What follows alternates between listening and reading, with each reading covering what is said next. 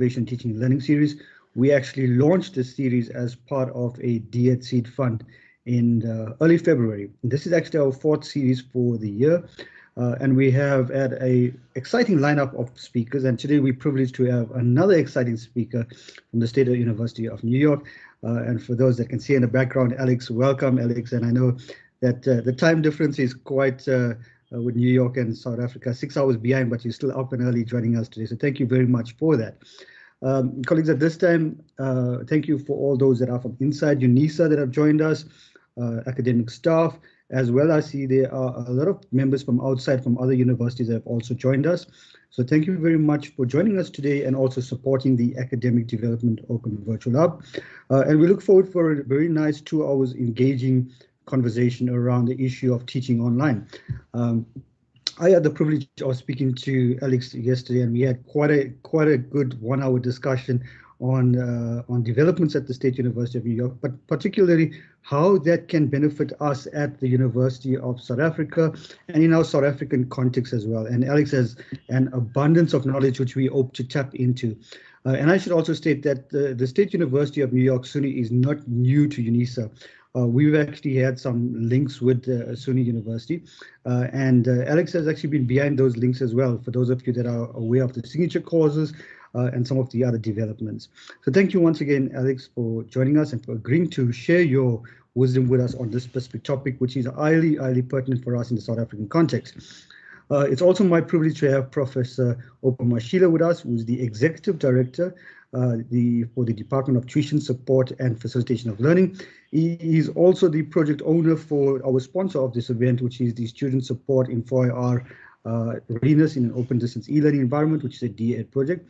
And at this time, I'd like to take this opportunity to invite Professor Mashila to officially welcome you, provide some context, and welcome you to the session. Prof. Mashila, welcome, and let me hand over to you. Good afternoon, Program Director and our esteemed speaker.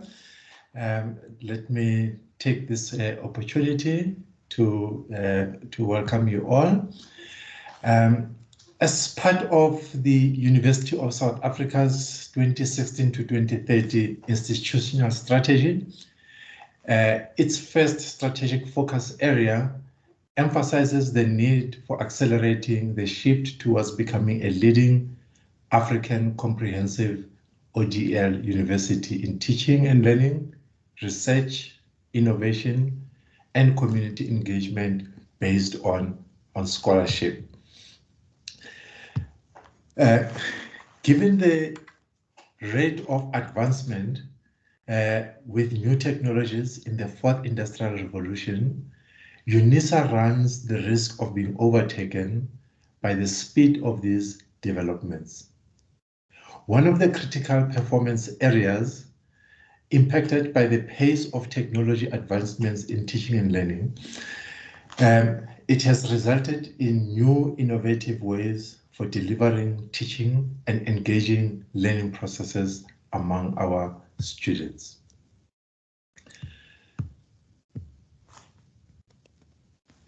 Online teaching and learning requires different types of skills, including pedagogical, technical, communication, and collaborative skills that may not match those that lecturers are familiar with. As technologies advanced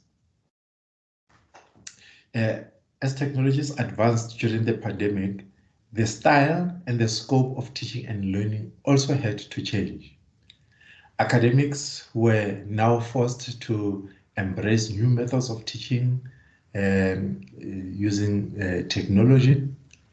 They were forced to rethink their content and curriculum design, making certain that there is flexibility. Academics also had to rethink the notion of quality as it relates to the online space. Added to the above is the question of whether the institution is ready, either from the ICT infrastructure or all other kinds of preparedness that is required. And so the question of whether the institution is ready to also provide academics with the tools that is necessary in operating in the online space. And so the Academic Development Open Virtual Hub was set up through our Ministry of Education's funding, seed funding. The main aim of the ADVO project is to build the academic competencies of both staff and students as we transition to an online delivery of teaching and learning.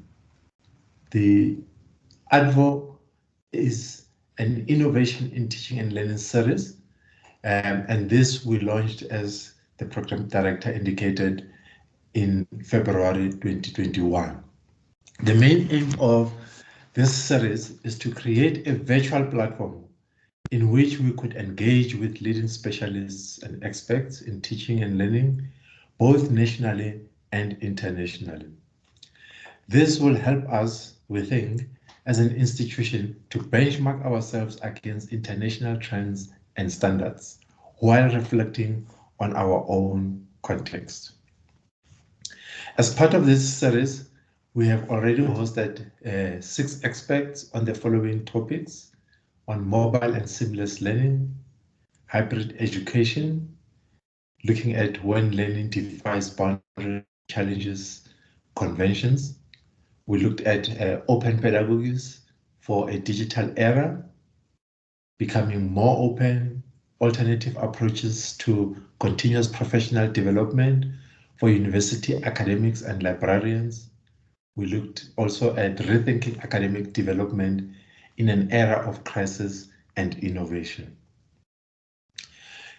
In today's session, we are looking at rethinking online teaching and learning, and looking in particular at the Suny online course quality review rubric that will be presented by Alex Pickett. Thank you, Alex. Now, Alex is the director of the online teaching for Suny Online at the system level of the State University of New York. She's the former director of the Open Suny Center for Online Teaching Excellence and the former associate director of the award-winning Suny Learning Network. Working with 64 Suny institutions, she has directly supported or coordinated the development of 300 plus online instructional designers and more than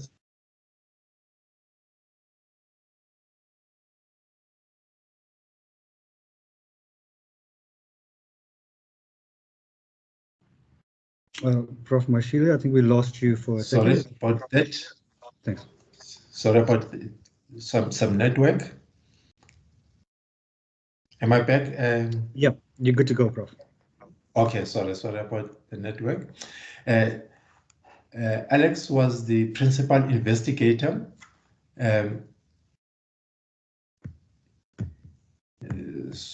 Alex was the principal investigator of the Suny SLN and GLC grant-funded project. She is the co-recipient of several national awards recognizing excellence in online faculty development, distance learning innovation, online effective practices, and institution-wide programming and systematic progress. She was recognized as a Sloan Fellow in 2012, an honor conferred by the Sloan Consortium Board of Directors. We really look forward to the presentation that Alex will give to us as part of the ADVO Innovation in Teaching and Learning series. And ladies and gentlemen, you can see that we have a person who is really knowledgeable about this field, and we are really looking forward to the engagement, the presentation, and the engagements that will follow. Thank you very much, Program Director, and welcome all of you colleagues. Thank you. Thanks, Prof. Thanks, Prof. Mashile, very much. Ladies and gentlemen, with the introduction and welcome from Prof. Mashile, it is now my pleasure to hand over to Alex to lead us into the discussion. Welcome, Alex, and the floor is now yours. Hi, everybody. I am going to share my screen. Desktop. Yes. Okay, so hopefully everyone can see my screen. And I want to thank you, Professor Mashile, for that overview of context and your very kind introduction. I am so very honored to be here today, and I want to especially thank Denzil and all those involved in planning this event. And to all of you who are participating, I want to thank you for your interest and for attending. I'm very honored to have this opportunity to address you, to introduce you to Oscar, and to open a conversation with you about online best practices and the importance of continuous online review, refresh, and improvements. Before we get started, I just want to make sure that you know that all of the links for this presentation and the materials, this actual PowerPoint, everything that I share with you will be posted, are posted currently at this particular URL. And I can't find the chat to put it in the chat, but maybe when I stop sharing, I can find it and post the links in the chat. So I don't want you to worry about trying to find links or trying to capture things. You will have access to all of the links and materials for the presentation through this URL, so that you can return to them when you have more time to more deeply explore them. Let me just move forward here. Today, I'm going to introduce you to Oscar, our online course quality rubric, and the process that we use for online course review and refresh. And my ultimate goal with this presentation is to inspire you. And for that, I need your cooperation. You're going to have to do two things. One is consider possibilities, and two is to find your why. So as you listen to this presentation, I ask you to consider the possibilities for your own online instruction and the design of your course, and just consider it. That some of the things that I'm going to suggest to you today might be worth a try and might work for you in ways that you may not have anticipated. Some of the standards in Oscar are intended to help you be more efficient. Some will help you be more effective. And all are intended to support not only the success and learning of your students, but also your own success and your own satisfaction as well in online teaching and learning. So the second thing that I want you to do is to find your why. Why are you here? Why do you teach? Why do you teach online? What is your passion and what drives you? I think represented amongst the participants in this presentation, there are a variety of roles. So if you are faculty, I'd like to inspire you and challenge you to consider possibilities for improving the design of your own course and to consider adopting a practice of continuous online improvement with the tools you will be introduced to today to regularly review and refresh the design of your online course so that you can be more confident, more satisfied, more efficient, more effective online for both you and your students. If you happen to be an instructional designer, an online instructional designer, I love you. And I want to inspire you and challenge you to teach online, to keep developing your skills, to look at online course design from both faculty and student perspectives, and to contribute to the professionalization of your role so that you can better understand how to support faculty and so that you can help inform and influence the quality of online education in your department, your institution, and your country. If by chance you happen to be someone who supports faculty in some way, supports the technology that's used, or supports online students, I want to inspire and challenge you to think outside your box and to see what you learn and what happens when you look at online education from an online instructional design perspective. And finally, if you're an administrator, I want to inspire and challenge you to better understand online teaching and learning from your online faculty and students' perspectives and consider their contexts in your expectations so that you can put appropriate resources, policies, and plans in place to support these efforts that are well informed by those contexts. So with that said, I want to share with you my why and why I feel urgent about this. And I want you all to know, in addition, that you don't have, this feels daunting, but you don't have to reinvent the wheel. A lot is known today about how people learn well online. So as part of this presentation, I also want to introduce you to your community of practice and to the global community of educators who are interested in continuously learning and improving their online teaching practices. There are representatives here today from multiple institutions, is my understanding, all here because they have some interest in this topic. This is your community.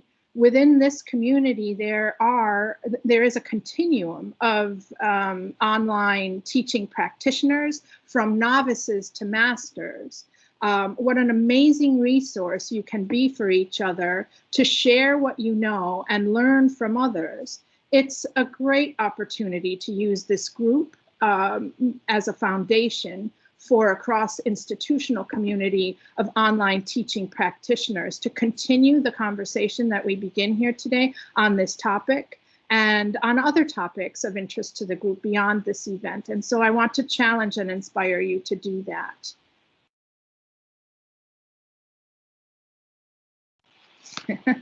This is my why. She's 19 years old.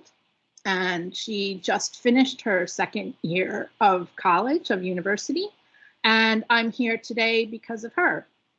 I have done presentations like this every year since she was born because of her. The work that you do as faculty, instructional designers, administrators is extremely important for her and for all of our children. The work that you do every day as educators is of vital importance to our society in general, the world, and for the future. This is a tremendous effort and responsibility. It's a huge job with lots of challenges, lots of satisfaction, and very little recognition. So my why is important because I want the world to be a better place for her and for all our children, and especially for children that are not as fortunate as ours. Online learning democratizes access to education. Online education is a response to those who need access or flexibility, or who are adults with competing life priorities, as you all no doubt know. It is not the only solution for all of the problems of poverty or for the world or for the universe, in fact, but we as educators can make a difference. And I think that's why we're all here, that we believe that. I want to thank you for your passion, for your dedication, your commitment that you demonstrate by being here today at this event in your Innovation in Teaching and Learning series to rethink online teaching and learning with this focus on online quality. You as individuals and your leaders and institutions that support this event inspire me that this is possible, that we can in fact change the world. All right, so I teach Introduction to Online Teaching. This is my course. It is in Moodle. It is completely online in the Department of Education Theory and Practice at our university at Albany, one of our 64 institutions. It is a master's level course in the Curriculum Design and Instructional Technology program, and it's a required course in the Certificate in Online Teaching and Learning. My students are pre-service educators, faculty like yourselves, instructional designers, doctoral students, and educators that are just interested in learning more about teaching online. The course is very interactive. It's based on projects. It's centered on the interests of learners in the course. Most of the interaction in the course happens outside of Moodle. Much of the course is open and public by design. It's called ETAP 640, so if you're interested, you can Google that. It's not the focus of this presentation, but I wanted you to know that I teach online in addition to my duties as the Director of Online Learning for the State University of New York Suny Online program. I just wanted you to know that. All right, so the goals for the presentation today are to, as I said, inspire you to think about online quality and introduce you to OSCAR and the resources that you can use to self-assess and initiate conversations about continuous online course design improvements.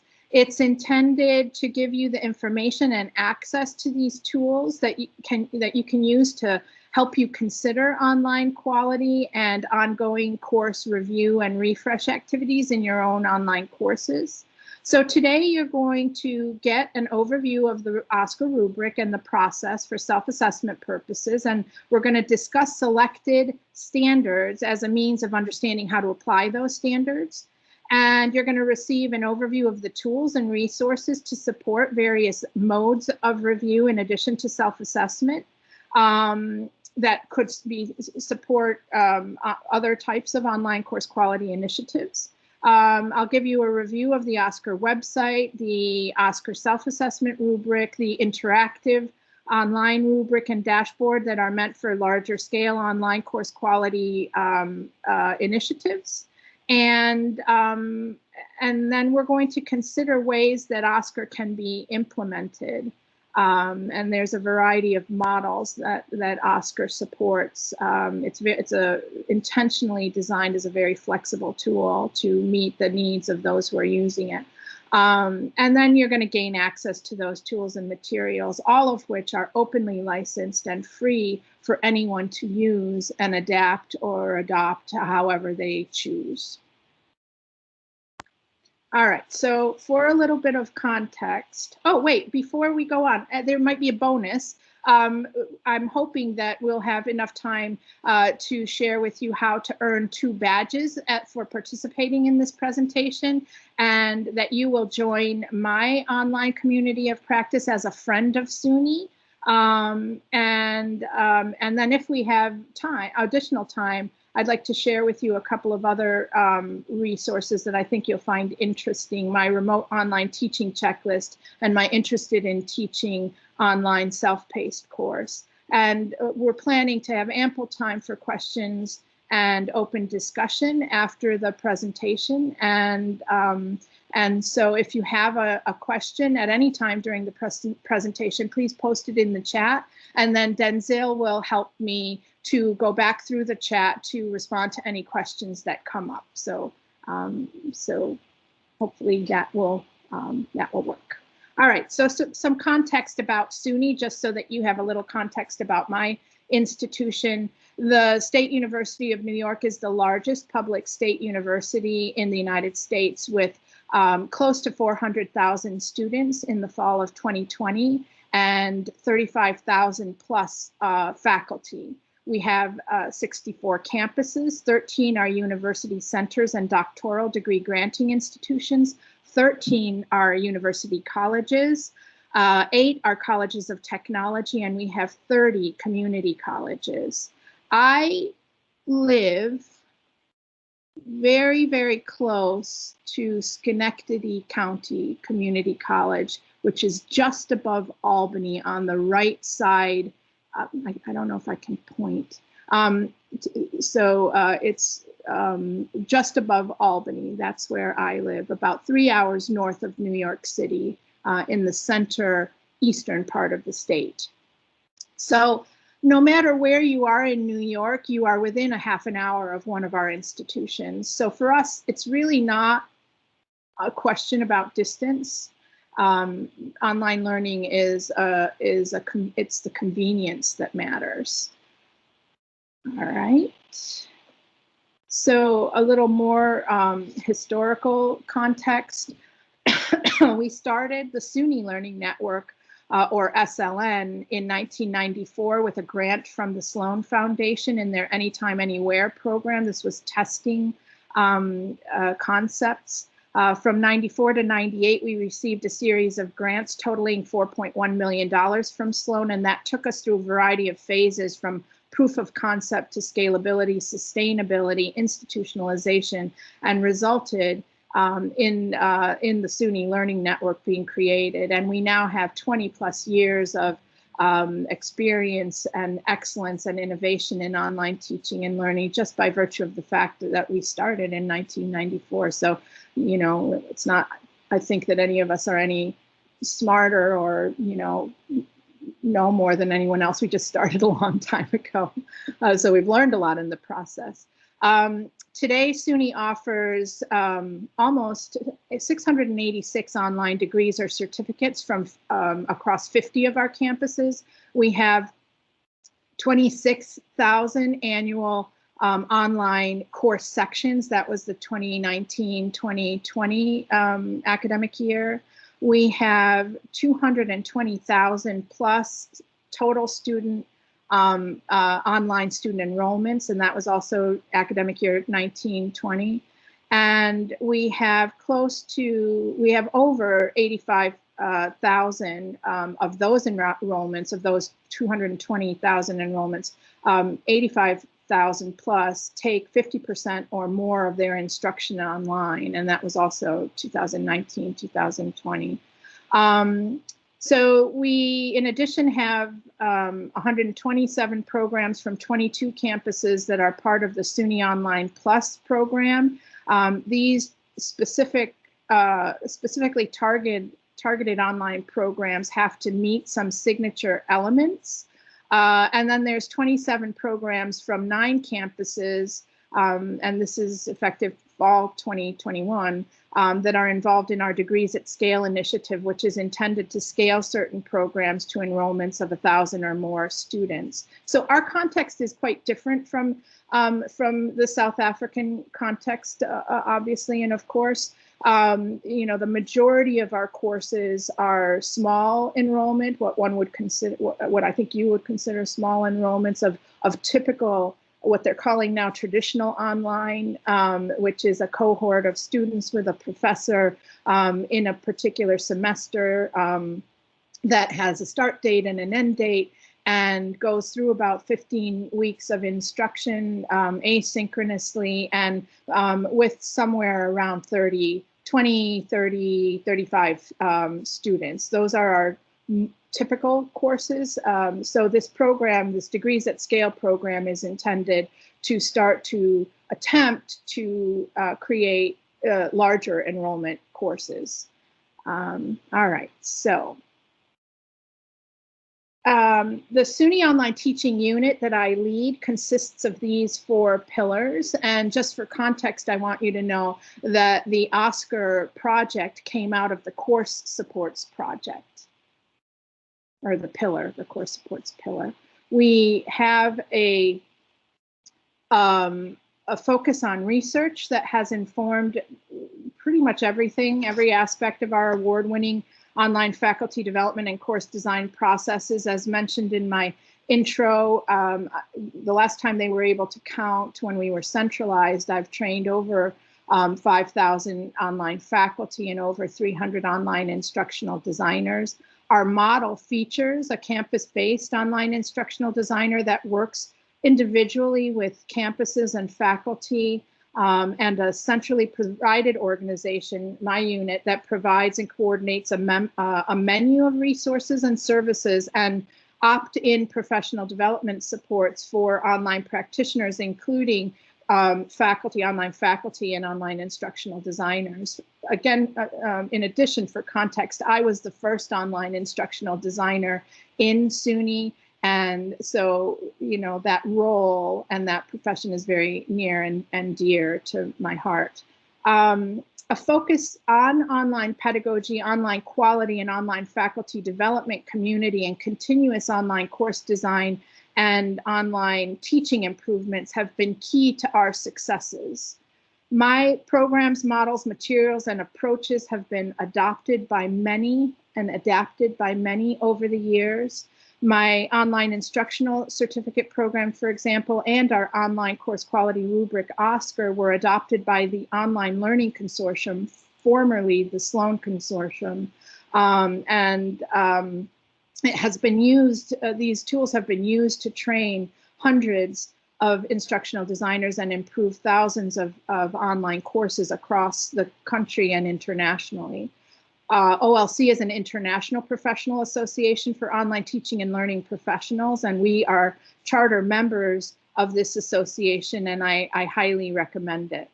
My learner-centered online pedagogical model was introduced to UNISA by Bill Pells. I don't know if anyone in the audience met him or participated in the project, but he actually traveled to UNISA to assist with your signature programs project.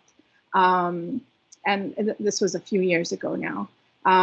Most recently, OSCAR has been translated into Spanish and is being used by an organization in Chile to train online faculty and instructional designers in South America.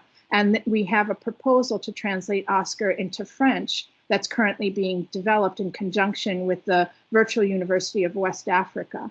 GMIT, a university system in Ireland, has also adopted and adapted OSCAR for their online programs and has adapted many of our online engagement activities to build their community of online instructional designers and faculty. So here's an overview of the timeline of when things started and certain milestones and events that happened in the history of OSCAR.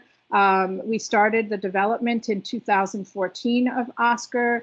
OLC adopted OSCAR in 2016. We won a number of awards from national organizations over the years, and we are currently now in version 3.1 of OSCAR and continue to make changes and improvement to the tools, resources, and standards. For example, we have some mobile standards ready to go, and we're currently working on improving the standards and documentation to highlight and reinforce the notion of regular and substantive interaction, which is now a focus and a US legal requirement by our department, our Federal Department of Education, to differentiate between correspondence courses and online courses that are eligible for financial aid. So this is a very important initiative that we're working on currently. All right, now let me. What I'd like to do is begin the overview and the introduction to OSCAR by sharing a video with you about OSCAR. So I'm just going to play the video.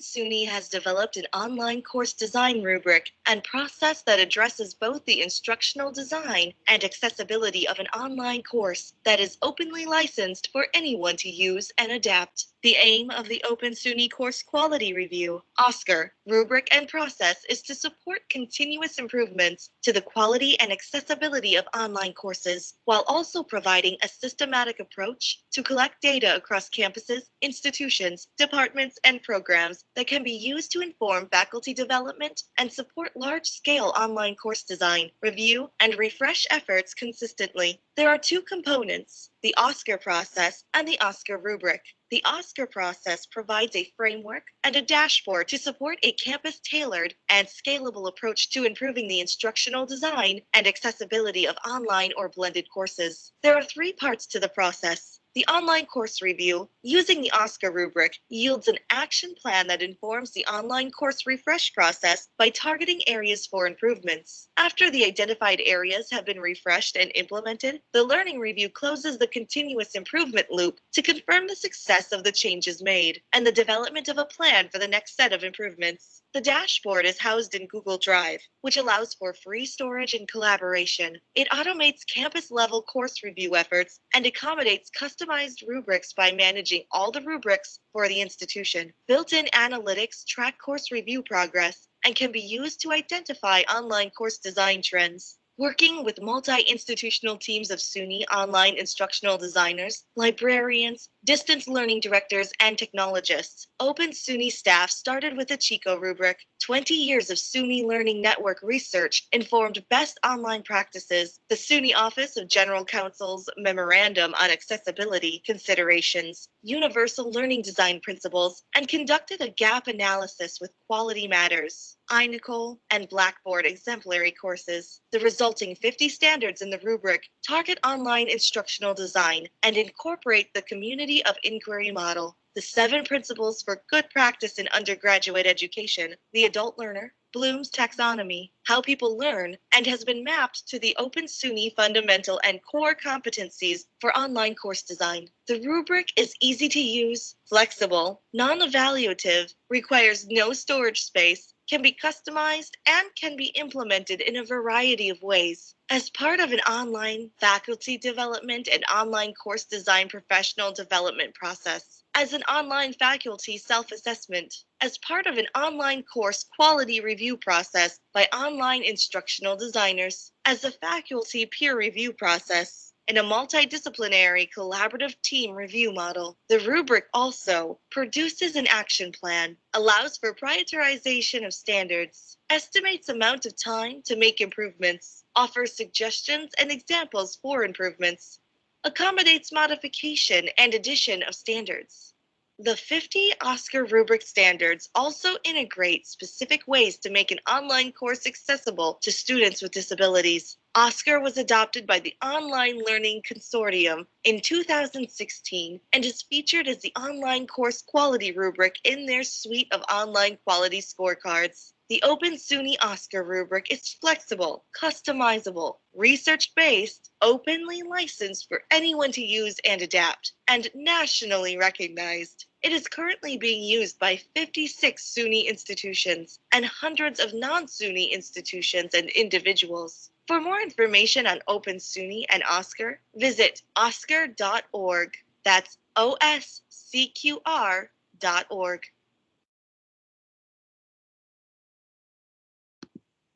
So actually the URL is oscar.suny.edu. We changed domain, so I'll share the proper link for the OSCAR website at the end of the presentation. So the goal with OSCAR is to ensure that all online courses meet quality instructional design and accessibility standards, and that they are regularly and systematically reviewed, refreshed, and improved to reflect campus guidelines and research-based online effective practices. The OSCAR framework provides a process and resources to systematically review, refresh, and continuously improve on the instructional design and accessibility of online courses.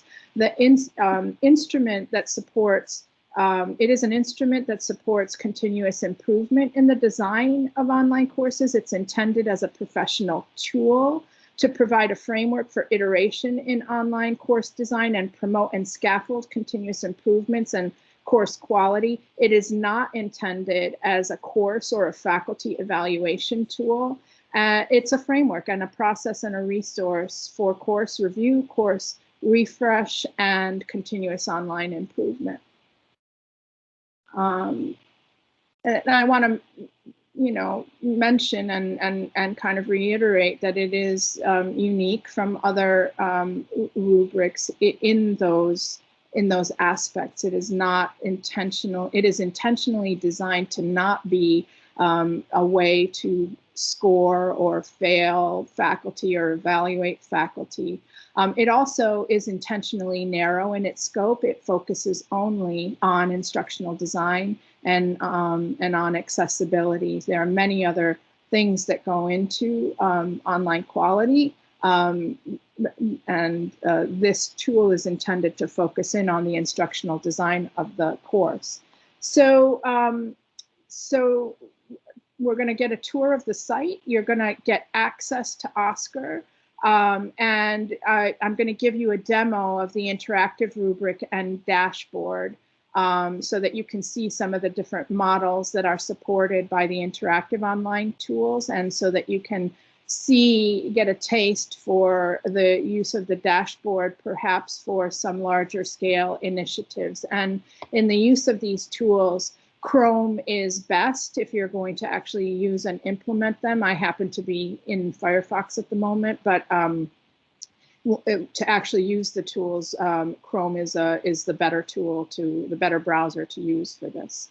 All right, so let's go to Oscar. So the URL is here, oscar.suny.edu. This is the companion website to the rubric that provides all of the tools and information of for Oscar in general and for each of the standards specifically.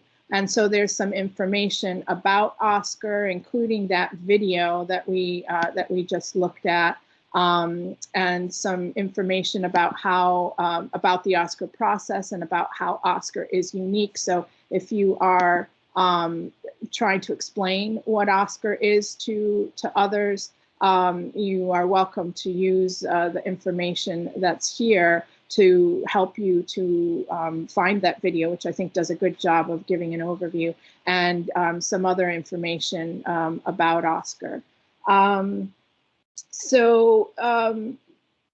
There are 50 standards in Oscar, and each standard, there are 6 categories of standards, and each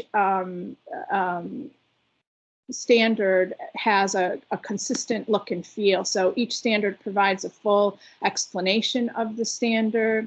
It lists examples and suggestions and ideas. It provides links to related research.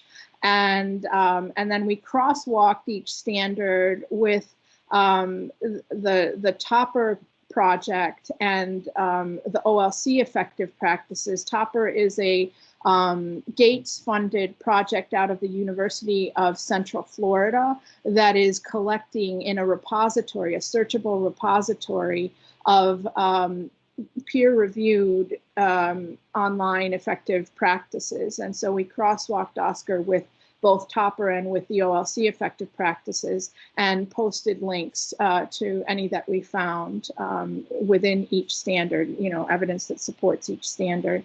And then each, Oscar is an openly licensed tool, and it is, it really is what it is based on those who use it and those who help us to continuously improve it. And so we have provided a mechanism on each of the standards for anyone to submit examples or evidence or best practices that they would like to be considered for inclusion on the site. And so I invite all of you to take a look at certain standards, and if you have anything that you would like to see represented on each standard, I invite you to submit it. So let's take a look at sort of the anatomy of a standard. I pulled out standard 10 because it's one of the more self-explanatory and easier ones to take a look at for this brief overview. This one, standard 10, is in the category of course overview and information. As you can see, these are the standards in that category. So this standard says that the course provides contact information for the instructor, and not just the instructor, but the department and the program as well. And so you can see there's a full description and explanation of the standard. It then provides some ideas for how to refresh your course with this particular standard in mind. Things like making sure to share your expectations, information about your required or optional office hours, any specific areas in the course that are intended for asking questions, and some suggestions for practice, so that if you get contacted in a way that's not your preference, you direct them to the way that you would prefer to be contacted. Those kinds of of suggestions. We also have this section on exploring related resources. And then, of course, this is the section here at the bottom of every standard. There's the way where you can comment on a standard, or you can contribute a suggestion for inclusion in on this web page. So we review the comments periodically, and then you know, make modifications or additions, edits to the page based on that. Each of the standards has this little micro learning video. I'll play this one a little bit.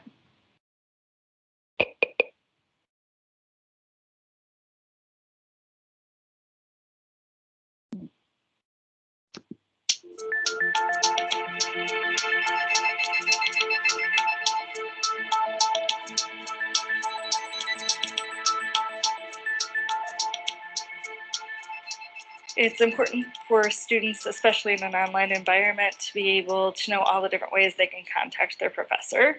Again, because it's not a face-to-face environment, and so they will often feel very stressed out if they don't know how to reach a professor. I post a syllabus first, and at the very top of the syllabus, I have all of my contact information, my email address, my phone number, the secretary of the division's phone number, and my office hours.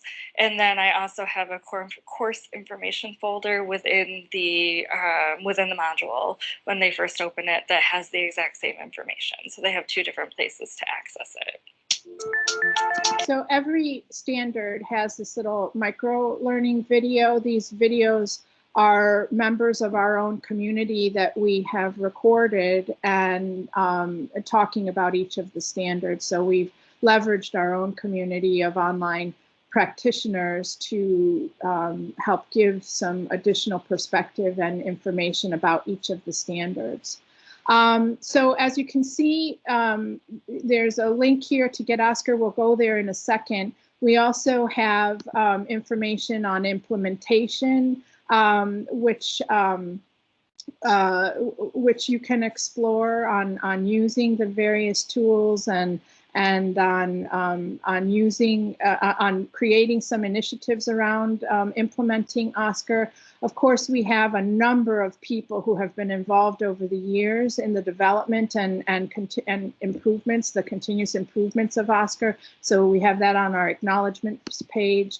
On the research page, we continuously collect and update information that is Oscar related. So that you can see some of the work and research that's being done around the use of Oscar and around research that is supporting specific standards. We have a page that lists our awards. The community link, because this is an openly licensed product, people can make modifications and do things to their own versions. And so here we highlight some of the things that some of the community members who use Oscar have shared with us. You know, to continue to, in the spirit of openly licensed tools, to continue to share things that the community creates. We have some information on on course design to share, and some information on training. Now let's go back to get Oscar. This was another goal for this presentation, was to share with you how to actually get access to the Oscar tools. The first model is the self-assessment rubric. And the self-assessment rubric is the one that you would get if you go to the OLC website. This is the Online Learning Consortium's website. And if you look for the Oscar scorecard, you will find the link to where you can download the scorecard. It is a PDF. It is free. And you can see there that, you know, they recognize our partnership on this. And all you have to do is fill out a form that, you know, gives them your name, a little bit of demographic information so that they can keep track of who's using Oscar. And then it automatically will download as a PDF for you. Let me show you the PDF. Here we go. So this is the PDF that you would get when you download. This is the exact rubric that you would get when you download the rubric from OLC. All right, so the other ways to get access to other tools that are OSCAR related.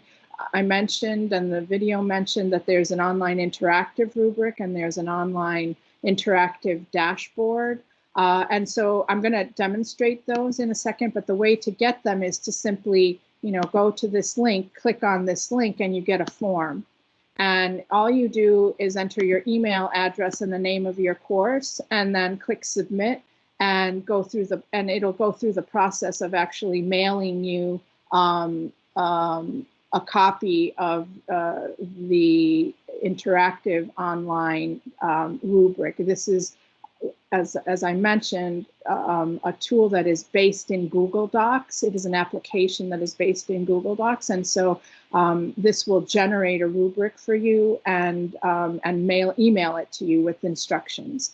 The same is true with the dashboard, and as I mentioned, the dashboard is intended for some larger scale projects, and I'll demonstrate that in a second, but this is how you access it. You simply give us your email address and your institutional name, and if you're from an institution that's outside of SUNY, you just put your institution's name there, and then it will do the same thing. It is also a Google Sheet application, and it will generate one for you and email you the instructions on how to open it up in your own Google Drive. So it lives in your Google Drive. It belongs to you. You can do whatever you choose with it. We don't have access to it. Once you generate your own copy of it, it is yours. We can't see it. We don't. The only thing we collect is your email address and your institution, just so that we know who has downloaded it, who's using it. Okay, so let me show you the interactive rubric here, give you a little tour of how this works. When you fill out that form, you will get this Google Sheet, and it asks you for your course name, so the title. So this will be pre-populated with whatever you gave, whatever course title you gave it, and then it wants you to fill out some details about the course, just to capture some information for the course. And then you will see down along the bottom, there is a tab for the instructional designer and a tab for a generic reviewer and a tab for the faculty person or subject matter expert. And this interactive online tool is different from the PDF that I showed you in that it is designed to support some varied approaches to course review and refresh. And so in some of our campuses, and the reason that we designed the tool this way is because we have 64 campuses, all of whom are unique and independent in many ways, and who have varying types of staff and varying types of needs and contexts and approaches to everything. New York is the empire state, and every institution is an empire, is its own empire with its own leadership and its own policies and its own faculty. And though we're a system, each institution is independent in many ways. So we needed a tool that could accommodate a variety of approaches. And so on some of our campuses, instructional designers lead the course review and refresh initiatives. On some of our campuses, we have a team approach. So it might be a team of peer faculty within a department, or it might be a team of people who have sort of different areas of expertise. So maybe a technologist or a multimedia person, a librarian, a student, a subject matter expert who doesn't teach the course. So we needed a mechanism to allow for this kind of, customization of the approach to course review. So the PDF is intended for a self-assessment so that faculty can essentially independently reflect, use the rubric to reflect on the design of their own online course, to self-assess themselves on each of the standards, and then to use the materials and the resources to target the things that they would like to improve in the next iteration of their course. They can do that independently, or they can take that action plan to an instructional designer and work with an instructional designer to make those selected improvements. This notion of continuous online improvement means that you're not ever done. That every time you teach the course, you should review and revise the design of the course, review the materials, review your approaches, improve your practices, so that you can continuously improve in each delivery of the course. So they can take it to an instructional designer to have their input and help on it, or they can do it independently. This interactive online tool, as I said, is intended for either use by instructional designers or a team of people. And actually, if an instructor wants to make use of some of the interactive components of this tool, an individual instructor could do it as a self-assessment as well. So there's nothing to prevent anyone from going to the Get Oscar page and downloading a copy of this rubric, this interactive rubric, and implementing it however they would like to. The tool itself has a number of very cool features. And so some of the things that I think are unique about Oscar is that it doesn't score you. You're not giving yourself points or scoring yourself. You're asking about whether or not the standard is sufficiently present, whether or not it might require a minor revision, and a minor revision is a half an hour or less, or whether it might be a more moderate revision, which might be a half hour to 2 hours to improve the design of, or a major revision, which might take someone more than 2 hours. Now, this is subjective. It is up to whoever's filling it out to determine. And of course, someone who has, significant experience and significant technical skills might be able to do some things more quickly than others. It's totally subjective, but it's intended to capture that information, to give information so that whoever is going to end up doing the improvements has and whoever is going to be identified as making those improvements, so that you have a full picture of how long people think it will take. So you simply, put an X in every block where you think something needs improvement, and here you would type in some of your feedback, some of your additional information. And then, of course, if you need additional ideas, each standard links to one of the Oscar standard, to the specific Oscar standard page. So right here, I'm on standard number 2, and orientation or overview is provided for the course overall. And so if you need ideas for how to improve that standard as you're looking at the standard and how it's been implemented in the course, you can go over to the web page itself and look at what the standard actually is about, more detail about what the standard is about. In terms of an explanation, you can look at ideas for refreshing, and you can see some other practices that have been identified and some other resources about it. So if you're doing it independently, you have resources to refer to, and if you're doing it collaboratively, your perspective might be different from someone else's. So the intention is for either an individual instructor or instructional designer to fill this out, or a team of people to fill this out. Once they have completed, and you can see, I'll go to each tab. This is the reviewer tab. Oops, sorry. And this is the faculty tab. Once you've completed the review, you can go over to the action plan, and the action plan actually, you then can print this out, and it actually gives you an aggregate. This is the test that I just added there.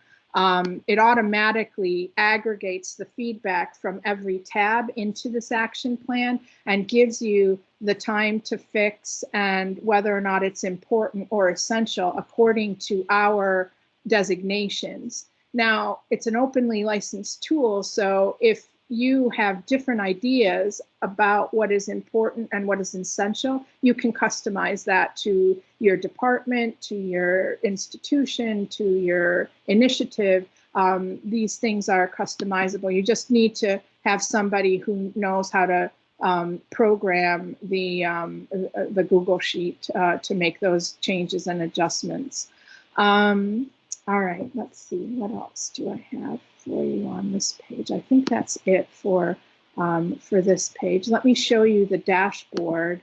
The dashboard, as I said, is intended for larger scale initiatives. So if you're just an individual instructional designer with a very few number of courses, you don't really need the dashboard, or if you're an individual instructor who wants to do this, this tool is intended to manage larger scale projects. And so from this dashboard, you can generate rubrics for all of the courses that you would like to be reviewed, and you can assign them to an instructional designer and a faculty person or another reviewer, and then you can link to the specific rubrics that have been created for each of the individual independent course reviews that are taking place, so that as the manager of this project, you can link directly to them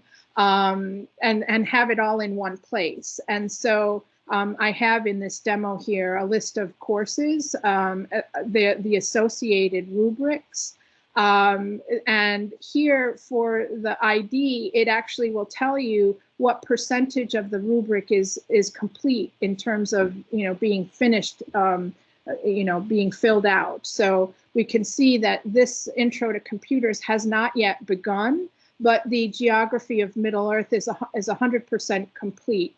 And the estimated time to refresh the course is almost 26 hours. And the instructional designer assigned is Aaron, and here are the notes for this particular course. So this allows a manager of a larger scale initiative a dashboard that they can use to create rubrics, assign rubrics, and track rubrics. The tool has some additional features. There are some analytics, very rudimentary analytics that can help you to understand how people are doing in standards across all of the courses that are being reviewed. It will also allow you to apply different rubrics for different purposes. So perhaps your nursing program has a different rubric than your STEM program.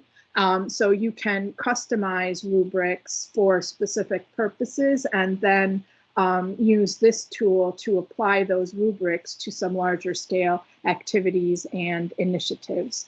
And I think that's good and enough on this. There's lots to talk about and lots to understand about how the tools are used, but we have lots of resources and lots of information. And if anyone is interested in adopting the dashboard, I can connect you with someone who can help you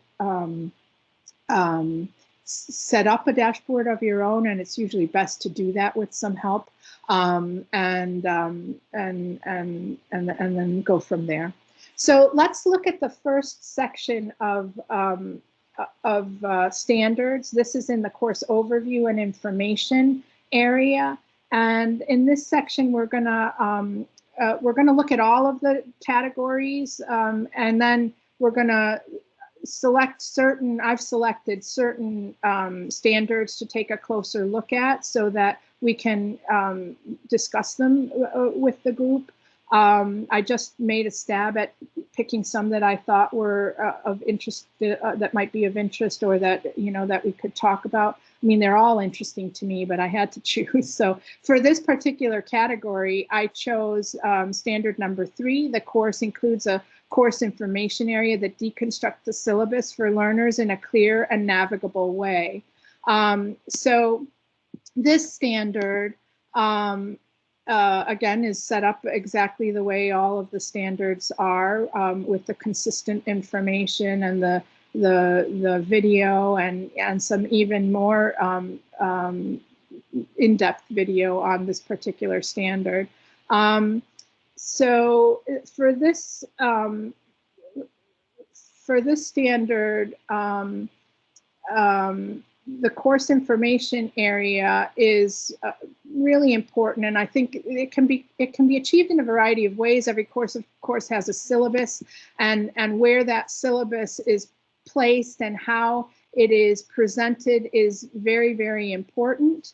I'll talk about that in a minute, but the basic elements of a course information area are these elements, and I'm sure all syllabi have these, but in an online course, as you know, one needs to be very, very explicit about expectations and about specifics about the course, and so it's very important that you try to anticipate any student questions in this documentation, so that any questions that the student might have, they are able to immediately understand and see where they might find the answer to that question. And so by labeling things, and this standard is suggesting a deconstructed syllabus, but it doesn't have to be deconstructed in this particular manner, where every section has its own document, for example. But that is one way to very clearly help students see where to go and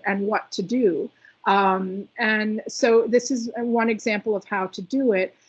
You can also have a downloadable syllabus, and if you clearly lay out the sections of the syllabus and label the sections very well, then that can achieve the same goal. This particular document has examples this is an example of a deconstructed syllabus. Each is a separate document. So if you go to the welcome document, this is an example of a course welcome. So each of these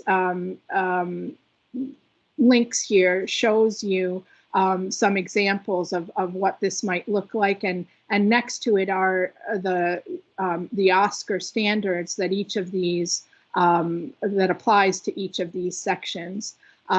So you can come back to this. You'll get the link to this, and if you want to dive a little bit deeper and look at the different types of examples that are posted here, you can.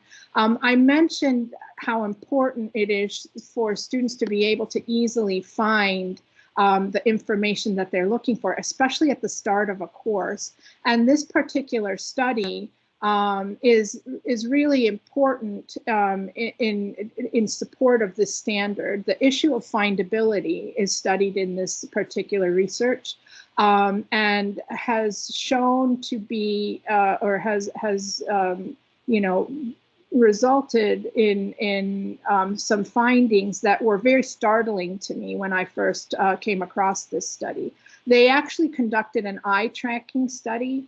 And the results were that, especially at the start of a course, initially, if a student couldn't find something like contact information or how they were going to be evaluated or what the preferred modes of communication were, the students feel frustrated, discouraged, and irritated.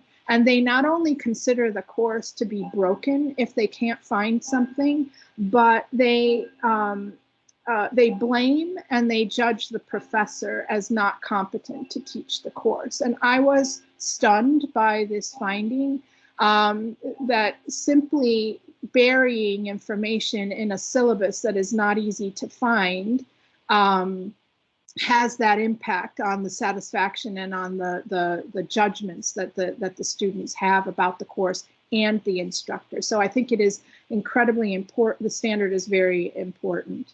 All right, let's move on to standard number 9.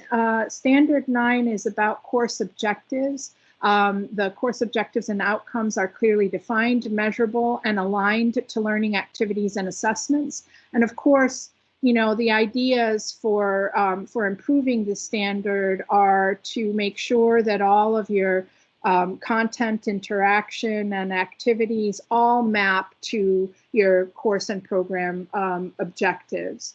There are some suggestions about using specific verbs that are actionable and measurable in terms of writing objectives and outcomes.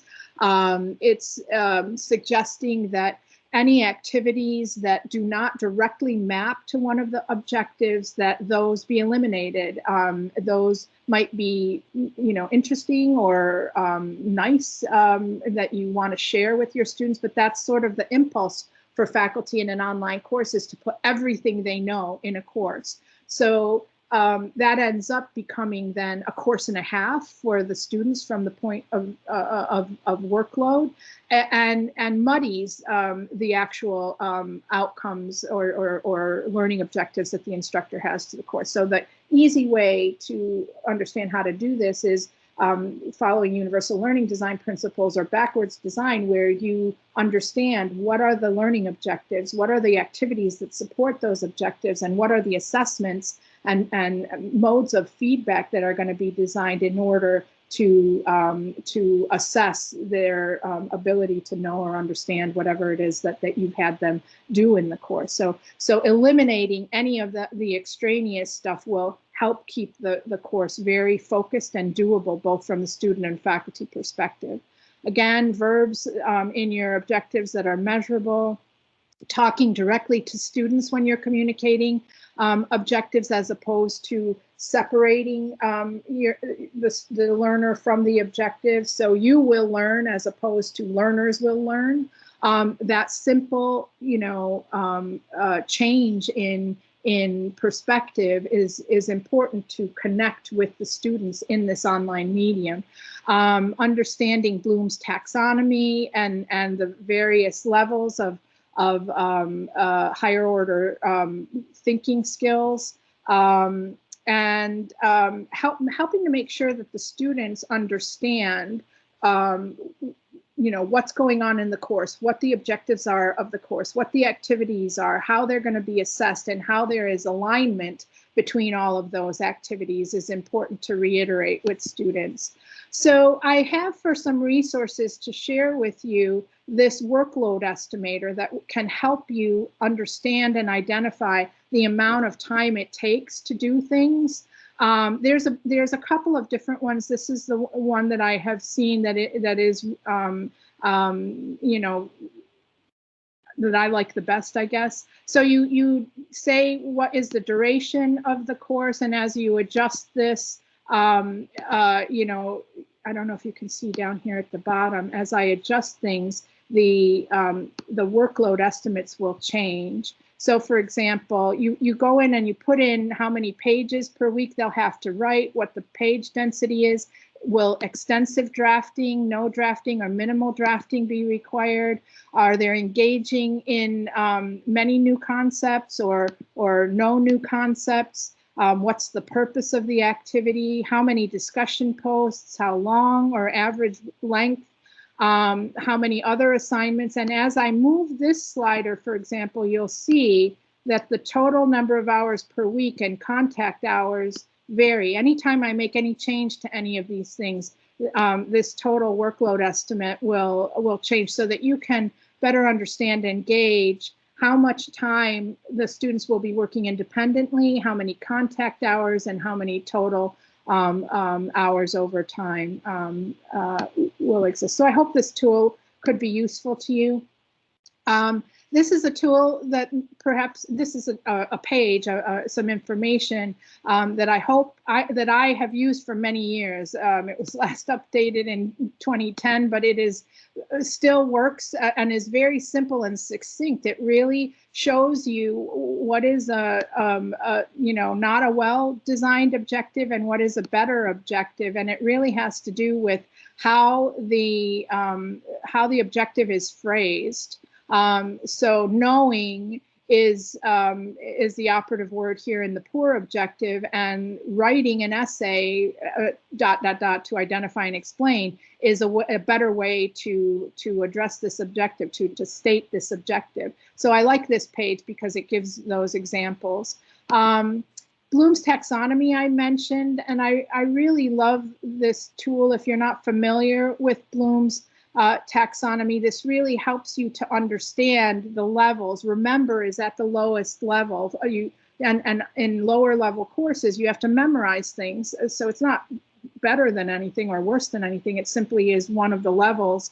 And as you move up the pyramid here, understanding is the next layer, applying is the next layer, analyzing and evaluating and creating are the other layers. And this gives you a framework to understand the various dimensions, right? So there's a factual dimension, there's a conceptual dimension, a procedural dimension, and a metacognitive dimension. So as you're designing activities, if you're in the remember dimension here, you can design activities with the understanding that this is what you want them to be able to do. You want them to be able to list primary and secondary colors, recognize things, recall things, and identify things. And then the same is true here at the create level.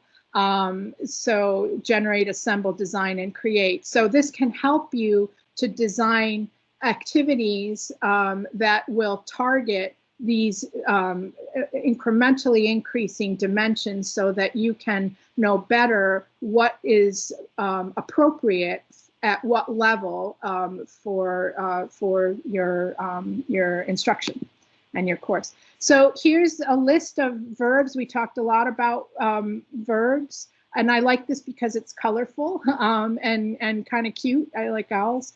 And it's based on the Bloom's, creating, evaluating, analyzing, applying, understanding, and remembering. And these are all the verbs that are associated with that. I also have a link for you that just lists a whole bunch of verbs to help you, think about what, how to phrase your objectives. All right. And then, this is the link for the PDF that I just showed you with all of the verbs in text. All right, so let's go to the next category, which is technology and tools. And in this particular standard these three standards that I've selected, the first is technical skills required for participation in course learning activities, scaffold,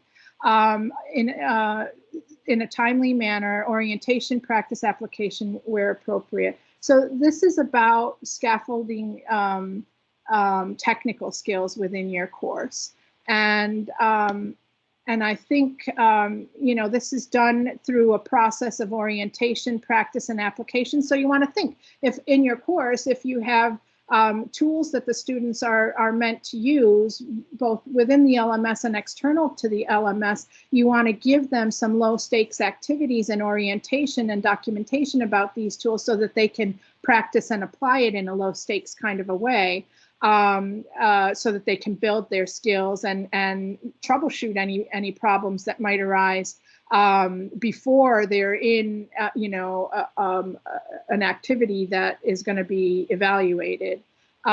So you might consider having some sort of a technology orientation module. You might consider providing some video orientation to some of the tools that you use, and you might consider including some tips and tricks related to any of the technology tools that you might use.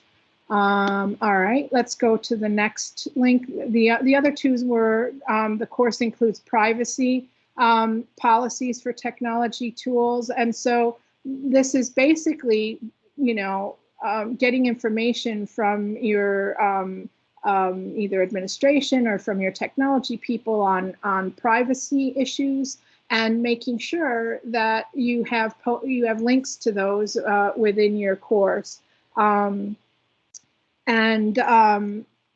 So this is a pretty simple one. In terms of standards, some of them are more complex and require more time and more energy and effort on the part of the instructor. And some of them are simply, is it there or not? And, can you find somebody to give you the link to this one, for example? So this is a fairly straightforward one and pretty self-explanatory.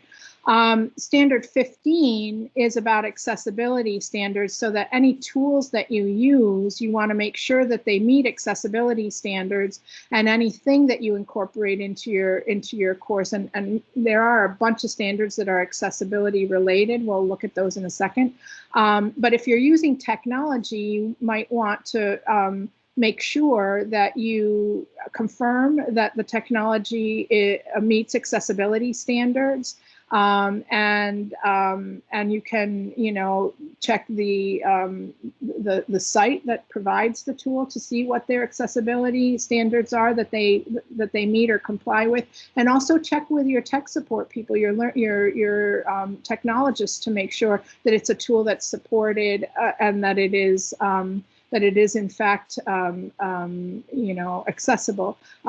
One tool, for example, that I've used in the past is called Prezi. It's sort of like a PowerPoint, but it zooms in and out. I don't know if you're familiar with that tool, but that tool is not accessible. So that's not a tool that you want to standardize on, or if you do use it, you want to make sure you have alternatives for anyone who might not be able to use it for various reasons.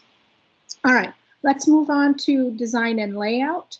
The first standard here is a logical, consistent, and uncluttered layout is established, and the course is easy to navigate with a consistent color scheme, icon layout, related content organized, the content's organized together, related content is organized together, and titles are self-evident. So in this one, let's see, is this it? Yeah, the anatomy of a module is important here, and so thinking about, and you may have course templates that you use that may already deal with this, and I'm sure many of you who have been doing this for a while, this is stuff that you know, but in terms of standards, this is a standard that you would take a look at and make sure that it's present and articulated in the design of the course. So so you use modules to present content and to chunk the content into various sections that are logical and make sense to you. It's not prescriptive in how you do that. It's entirely up to the discipline, the instructor, the institution, but it's simply saying you want to chunk your modules, your course, into modules that make sense, where there's some logic. And so it could be content, it could be chapters of a textbook, it could be by date and time frame, it could be metaphor, it could be steps in a process, or it could be combinations of those things. The one key to remember is the magic number is 7 plus or minus 2. If you go under 5 modules, we have studied this and know that learner and faculty satisfaction and reported learning go down. If you go over 9 modules in a course, we've learned that learner satisfaction and reported learning also go down. So the magic number is 7 plus or minus 2. So you want an overview for each module, and here's a rough, anatomy of a module. You provide an overview, you present some content, you design some interactions. And those interactions can be independent interactions or with the instructor or between students. You want to plan for opportunities for self-assessment, evaluation, and reflection. And you want to set expectations and plan how you're going to provide feedback. Is it, a grade? Is there narrative? Is it a video feedback? Is it an audio feedback? Is it a project that gets peer reviewed by students, those kinds of things. So you want to have all of that set up in a consistent modular structure. All right. So this is another, so that previous one that we just did, 16, it is a bit of, requires a bit of work. 22 is simply, is this so or not, right? A sans serif font, this is an accessibility standard. a sans serif font of at least 12 points is used. And this is really entirely about readability and accessibility. You want to make sure that you're not varying the size too much. If you use sans serif, it's more readable than if you use serif. And so this is simply a way to check and make sure that things are systematic and consistent in terms of readability in the course. And then this one is about tables. And this is another accessibility standard that is recommending that if you present content in a tabular format, and so it can either be data that you're presenting or using tables to design the look of the page. Those are the two ways that tables are used. This standard is saying that if you can, it's preferable to display the stuff that's in the table in a linear way outside of a table for accessibility reasons. Web readers have a very hard time with tables unless they are designed specifically to be web accessible, and it's possible to do that. I would suggest, I have a number of resources that I will share with you that will help you understand how to create tables if you need to use a table to make sure that they would be readable well by a screen reader. But this is an example of a table, straight up table, and you can see the categories across the top, and then the terms, and then the numbers and the totals and all of that. So what I have here is how it will sound to a web reader if it's not done right. Table with 8 columns and 5 rows. Fall term, freshman, sophomore, junior, senior, post-bac, non-dash degree. Total 2007, 42, 40, 32, 18, 34, 18, 46, 39, 344, 369, 16, 228, 2008, 43, 76, 33, 19, 35, 71, 46. So it just goes across and reads every line. So the person who can't see the table and understand that it not only goes across, but it goes down, will not be able to make any sense out of it. So in order to make this table web accessible, you need to add a little bit of code so that it will read the header with the data that is in each cell. So you may need some assistance if you're going to put things into tables for any reason to make sure that your tables are web accessible. All right, so let's go on to content and activities. And the first one I've highlighted is the course offers access to a variety of engaging resources that facilitate communication, collaboration, deliver content, and support learner engagement. For this particular standard, you want to explore a variety of types of learning activities. And, there's a lot of subjectivity here, a lot of opportunity for creativity, I think, in thinking about how you design your activities. The focus of this is to provide a variety of engaging resources that facilitate the communication and collaboration to deliver the content and support that learning engagement. So I have some resources that I wanted to share with you that gives you a whole bunch of types of activities and ways that you might design them for an online environment. And so, for example, if you want oral reports, your students to do oral reports, this tool gives you kind of an overview of how you might do that, a description, and then some prerequisites, what materials might be used, some guiding questions, and then how you actually might do it, some possible activities that you might actually do. And what I love about this tool is that it totally considers the online delivery method. And so these are asynchronous methods and these are synchronous methods for how to approach this type of activity. and then how to assess. And it even provides you with some rubrics that you can customize for the particular activity. So it's very, very thorough in describing how you approach each of these different types of activities that you might be familiar with doing in a face-to-face classroom, or you might not have considered how they might be achieved in an online environment. And so I really like this tool. I also have a document that I created that I call 50 Alternatives to Lecture, that really goes through a bunch of different ideas for how to do some of these things, like have a guest speaker, or how to, conduct an interview, those kinds of things. Oops. These links you will have so that you can look at them more in depth when you have a little bit more time. This standard is about providing learners with the opportunity to develop higher order learning and higher order thinking and problem solving skills, such as critical reflection and analysis. These are higher up on Bloom's taxonomy.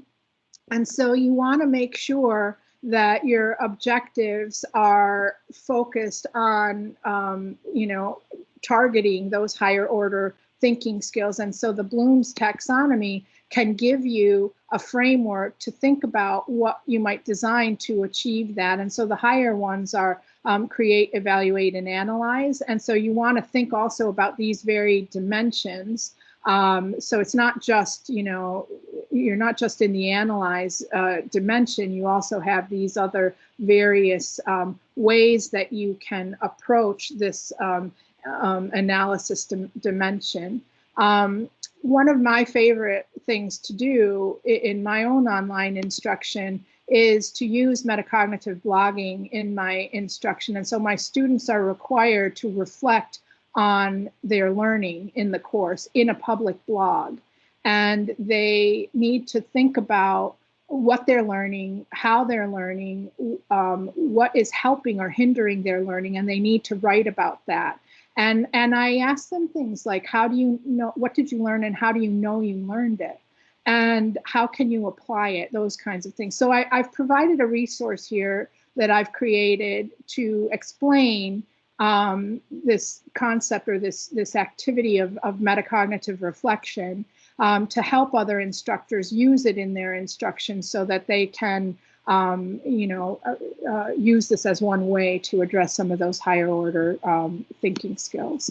There's a lot here to go over, so like I said, you'll have the link to all of this. I actually post all of the different guiding questions that I ask my students so that you can see and use them and adapt them. Again, everything is going to be linked to in the documentation for this presentation.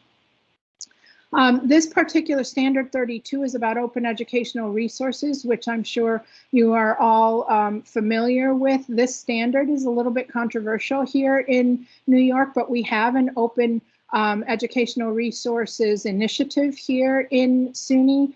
And so we want to encourage that faculty leverage these resources in their online instruction where appropriate. And so that's why this standard is here.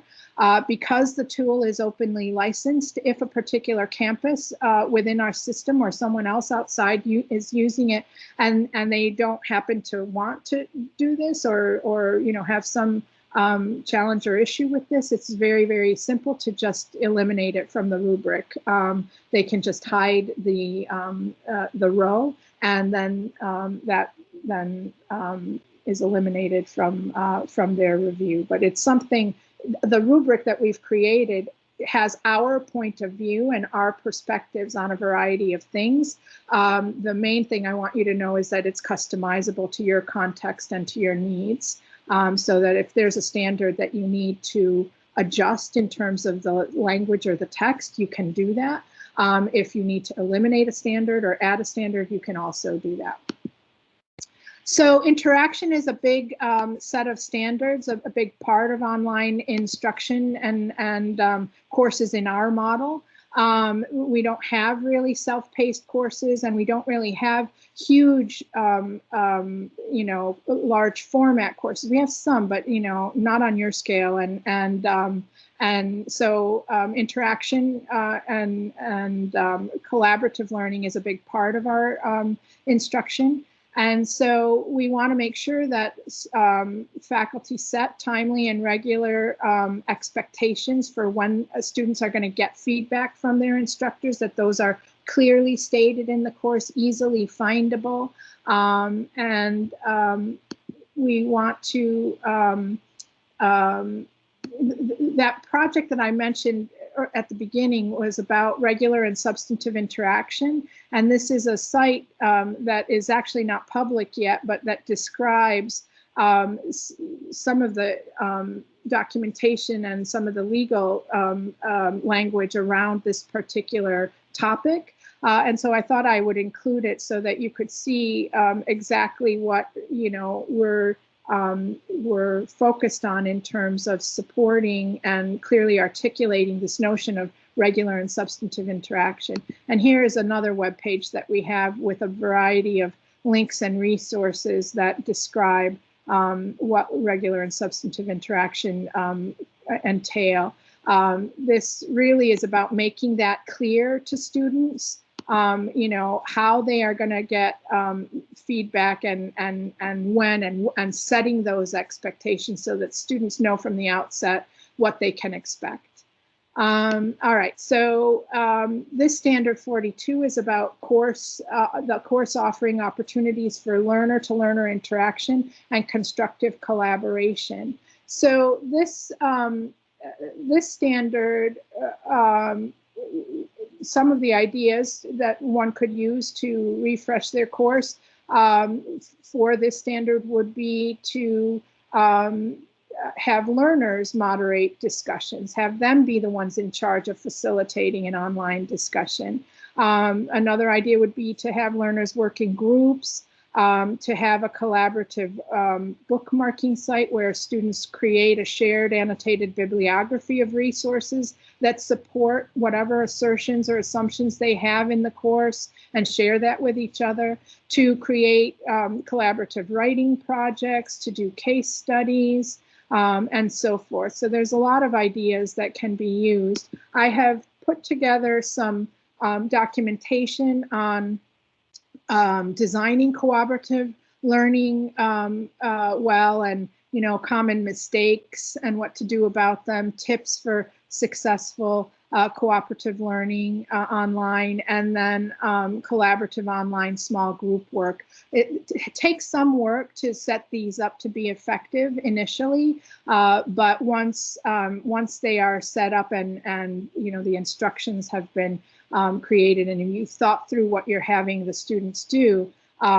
these are fabulous types of activities that you can engage students in, and of course they address this particular standard. This Inside Higher Ed article I thought was particularly good and about active learning, and there are some really short suggestions here about how to engage your students and make the learning that you're doing more active, whether you're doing it in synchronous or asynchronous format.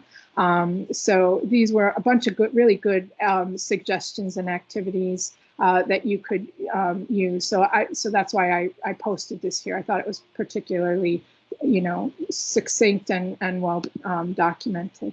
So now this is the last section of standards, and I've selected two here. Often faculty are very concerned about assessment and feedback for, you know, obvious reasons. I think I selected standard 45, course includes frequent and appropriate methods to assess learners' mastery of content. Of course, this is the stuff of an online course. This is the you know, the meat of it. You know, you present content, you facilitate interaction and collaboration, and then you provide mechanisms for self-assessment, assessment and evaluation to make sure that the students got out of it what you were intending them to get out of the activity.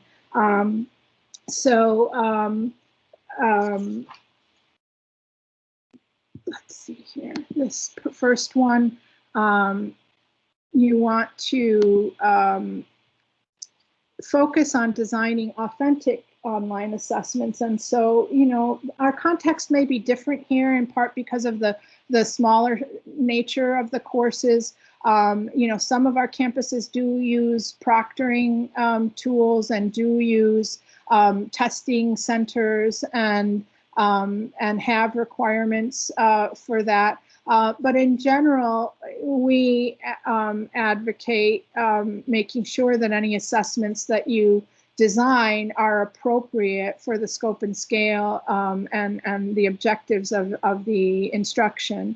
And so, you know, on a smaller scale, you want to, you know, if you do a midterm and a final, and these are multiple choice tests, you know that that these tests are open book and you know, take home and potentially collaborative in nature. And so those are not really authentic online assessments necessarily because of that.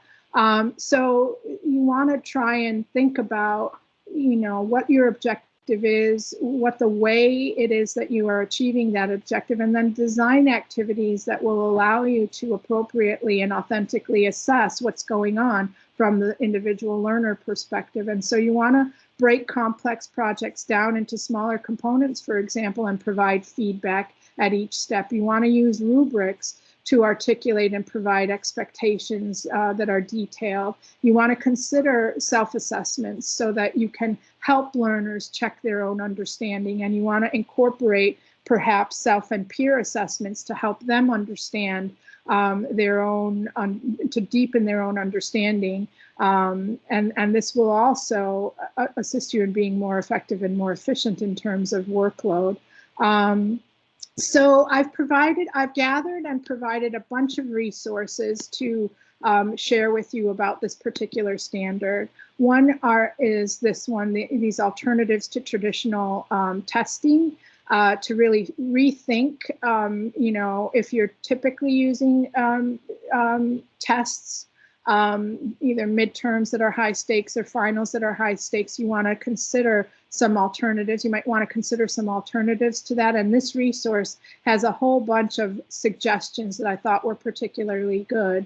I also have some online assessment techniques that are also similar. Many of these sort of have, you know, varying perspectives on similar ideas.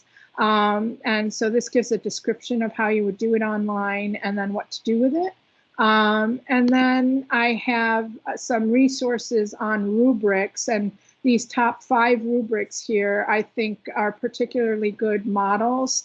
And there are a whole bunch of rubrics on this page that you can use for a variety of types of activities, and so that you can see what they look like. And I am a huge advocate of the use of rubrics. They really make expectations transparent to the student and make the assessment of the activities much more efficient and effective from the perspective of the instructor. Here's some more information about the use of rubrics and some examples of various types of rubrics for various types of purposes, various types of activities. And so I want to encourage you to come back and review these resources when you have some time to dig in. Of course, supporting academic honesty is very important to all of us, to make sure that we're not, in fact, making it easy for students to cheat or putting students in the position where they feel that's an option. And so we have a variety of types of approaches to think about how to address you know, technology enhanced cheating. And really in some ways it's about, it can be mitigated with the design of the activity in many ways. This article I like particularly well because it was succinct. There's 14 strategies to you know, to make things a little bit less easy in terms of cheating. All right, and then for me, I don't really like focusing on cheating. I don't assume students are going to cheat, and I do my very, very best to make sure that students will engage in productive activities and that they have engaging activities in which to explore the course concepts. And I think about things much more from this perspective, the perspective of supporting online student success. And so I wanted to finish off this particular standard with that focus, with that lens. I think that it is very easy to, perhaps very easy to go down the road of just assuming that everyone is going to cheat. And I prefer to think about it as I would like to support my online learners' success. And so these are a bunch of things that you can do as an instructor to support the success of your online students. And I've highlighted a few that I think are important. And this tool is based in research, and the research is on self-regulated learning strategies, and I have adapted them for online. And this notion of self-efficacy and student or learner self-regulation, I think, are particularly important if you're interested in the theory behind this. And then I have posted this from another lens, from the student lens, about what they need to be successful as an online student. And so, you know, goal setting and planning, and I'm sure that you all know many of these things, but I have this all posted in kind of a clear way from both of these lenses, from the student lens as well as from the faculty lens, with some theory, so that you can kind of take a look at that and see how you are supporting your own online student success in your own online courses. Standard 50, this is the last standard. I think providing multiple opportunities to provide descriptive feedback in the course is really important. So to end a course, you as the instructor and as the last learner yourself in the course want to understand your students' experience from their perspective. This is not a course evaluation. This is really intended to ask students what their experience was like, so that you can improve your own design of your course and your own instructional approaches, your own facilitation of the course. And so to do that, you can't just say, how did you like the course? You have to ask some more, you know, deep and some probing questions. And so, you know, asking what did you like best? What do you think could be improved in the design? How would you improve the quality and participation in interactions? What would you suggest about pacing?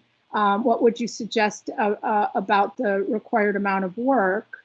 What would you suggest about how the course was facilitated, and what other suggestions would you have? So I have a bunch of questions here that you can look at and adapt to really get at what students' experience was. And I do this as a culminating activity in my course. I ask them to answer these questions. And then when I go to review and revise my own course, I look at their responses and I make decisions about what I'm going to try and improve, informed by the students' perspectives. So I also, this is just kind of a little bit of a bonus, I collect feedback and suggestions from my students that I use for future students in the course. So this is a tool called Padlet, and I just ask them, if you had some advice for future students in this course, what would it be? And I embed this into my course so they don't have to actually go out of the course in order to do it. But, you know, then once they have given their feedback to the future students of the course, I then put this at the beginning of the next time I teach the course, so that you know, the new students can see what the students who have most recently completed the course had to say about the course. All right, so that is pretty much what I have in terms of you know, going over the OSCAR, the tour and the demonstration of the tools, and the discussion or the highlighting of specific standards. Before we close out, I want to make sure that you know that you are invited to join our community to continue this conversation by becoming a friend of Suny, by joining our online networking group, and by joining the OSCAR user group if you're interested. And then I also want to make sure that you can see that the URL for OSCAR is there, and that the materials for these for this presentation, all of the links I've showed, as well as this PowerPoint, are available at that URL. And then I want to make sure also that if you would be interested in earning some badges for having participated in this presentation, you can earn the Friend of Suny badge, and you have already earned the Introduction to OSCAR badge. And in order to do this, you would need to fill out this form in order to become a friend of Suny. You would need to join the online networking group.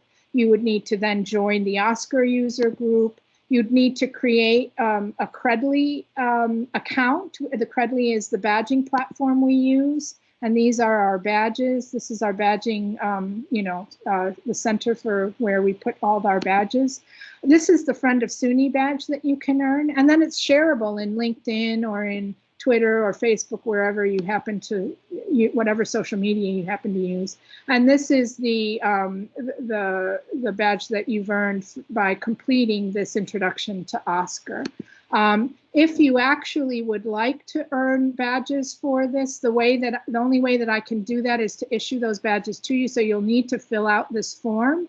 And then I can issue you your Friend of Suny badge and your workshop badge, your Intro to OSCAR badge.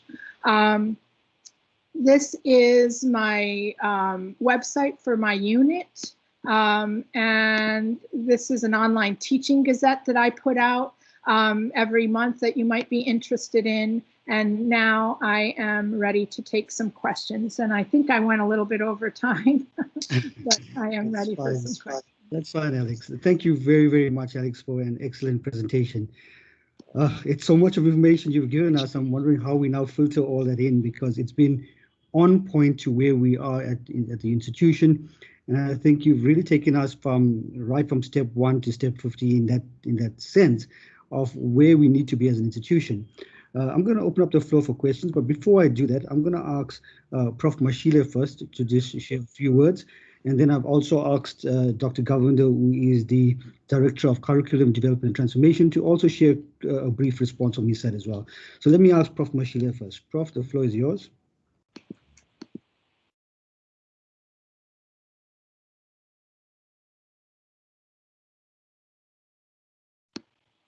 Okay, I see. Prof. Mashile, the floor is yours. I think you just need to unmute.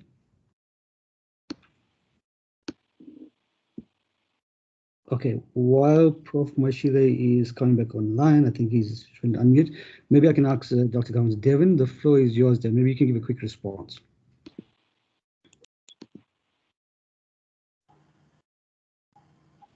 Thank you, Program Director. I'm not sure if I'm audible.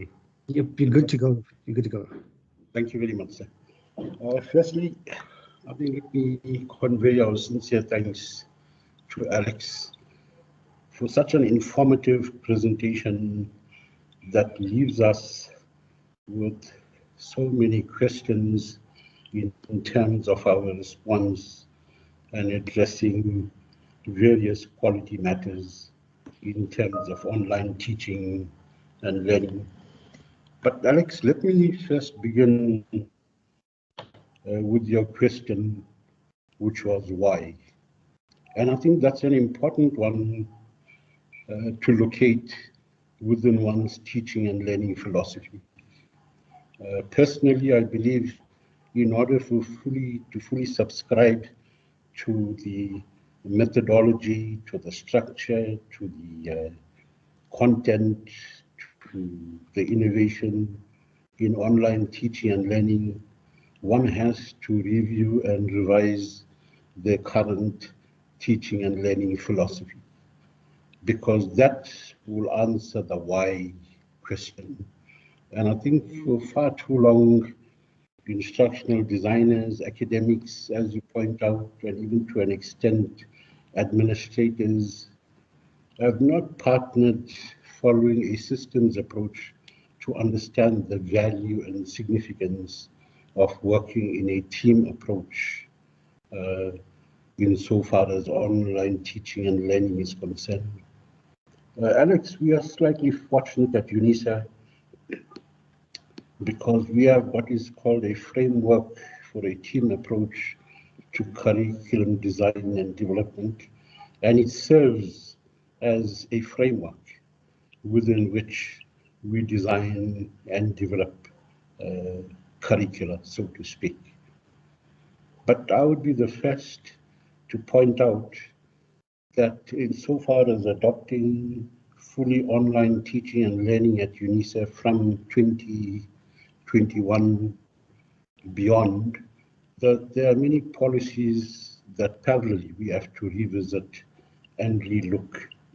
I think the first one is our current minimum standards for online teaching and learning. From your presentation, it has become clear that the various gaps that we have to address and respond to in our current minimum standards for online teaching and learning. Secondly, Alex, I think we are currently grappling with the whole debate and discourse around assessment. From 2020, we have moved to what we call integrated assessment, which is underpinned by continuous assessment. And I took a keen interest when you shared under quality standard 45, those 14 strategies, I think, on how to address, in inverted commas, cheating. We use the term proctoring, like as a term, to address dishonesty and so forth, whether it's on assessment, whether it's on active learning, or whatever the case is, using an online teaching and learning presence. So we're busy investigating particular software.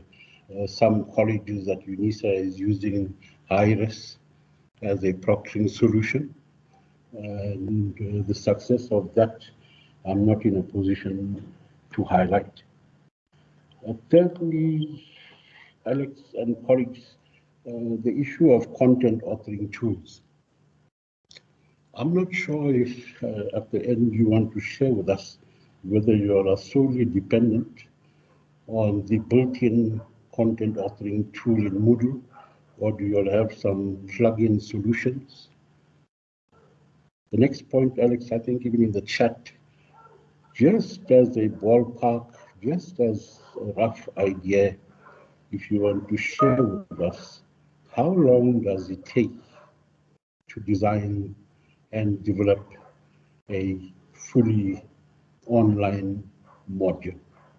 At UNISA, we are afforded, anything between 9 to 14 months in a development cycle to develop a fully online module. So I thought we really appreciate it if you can perhaps share your experience. Alex, I can go on, but because of time, I want to be as succinct as possible. And therefore, let me conclude by posing the following clarification. Look at UNISA. Sorry. So look at UNISA just as a final point. We as far as possible implement universal design for learning principles. We have done that with some success in blended learning, but we also want to learn on how, we transition these principles in fully online teaching and learning. Program Director, with that, I conclude, as I said, because of time purposes. Thank you very much for the opportunity. Thanks, Dr. Garvin. Much appreciated. Alex, the floor is yours. And while you take the floor, may I ask Richard to quickly open up the mics for the other colleagues so that we can also get questions from them. Thanks, Alex. The floor is yours. So thank you for that summary and comments. The last one that I remember had to do with the amount of time it takes to fully develop a course. And the last time we were actually able to study this, we estimated that our faculty were taking an average of 120 hours to develop an online course. And we did this one semester in advance of the delivery of the course. And so it would be, you know, we would start in May for fall delivery, and we would start in December for spring delivery. Fall starts in September and spring starts in January. So in our model, faculty design their own courses. They work with an instructional designer.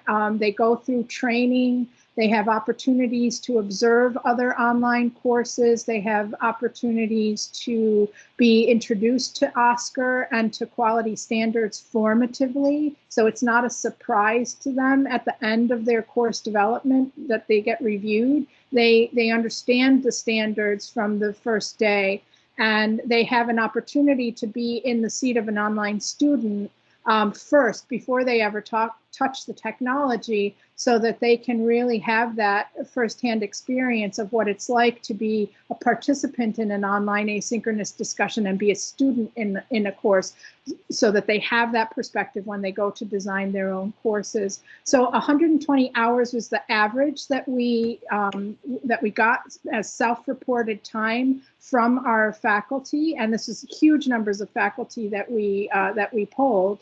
And what we learned also from that is the more amount of time that an instructor put into the design of their course, the higher their satisfaction and the higher their perception of the learning of their students. And then what we then also polled students, studied students, and the higher numbers of hours reported by the instructor that they put into the course, the higher the students' satisfaction and the higher the students' reported learning. So that's what I can say about that. I think it's going to be dependent on your model. We have one institution within Suny that kind of uses a like a master course model where the people who develop the course are not the people who actually teach the course. That's Empire State College, which you may be familiar with or have heard of. And that is unique in our 64 institutions. Many of our campuses now quick start faculty into their course designs with templates that have been adapted from a centrally designed template to meet the needs and contexts of the individual institutions. And with a template like that, faculty can be quick started into the design, the effective design of an online course. And of course,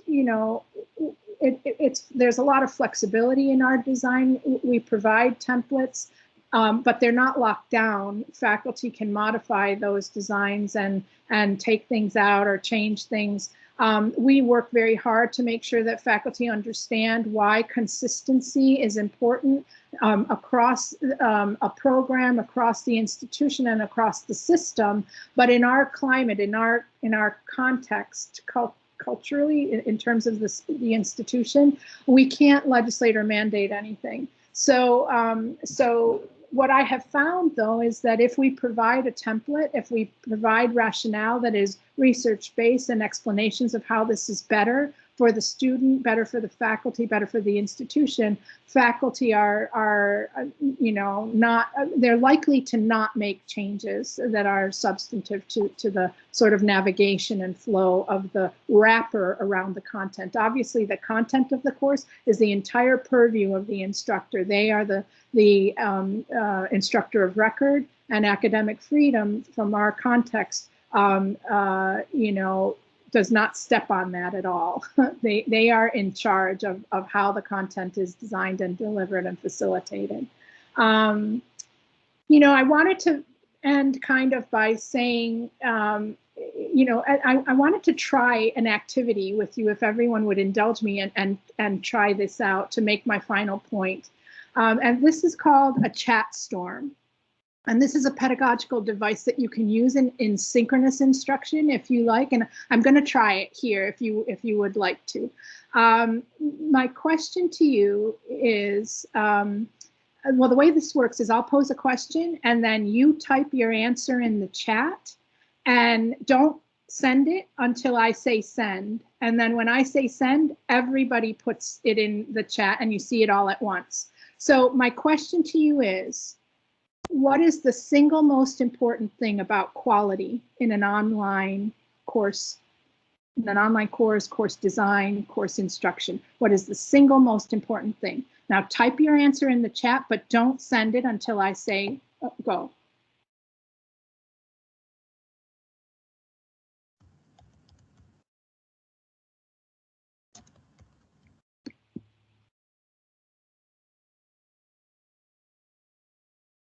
Okay, I'm going to say go in the interest of time. Go. Press enter and let's see what happens.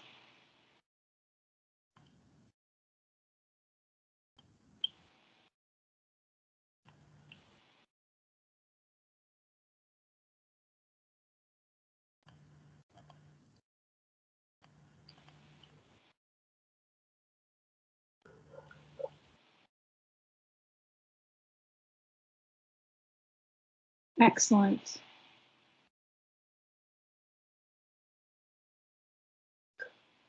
Okay, so I love all of these different perspectives, all these different ideas. You can see everything from instructional design, quality assurance, communication, trust, clarity.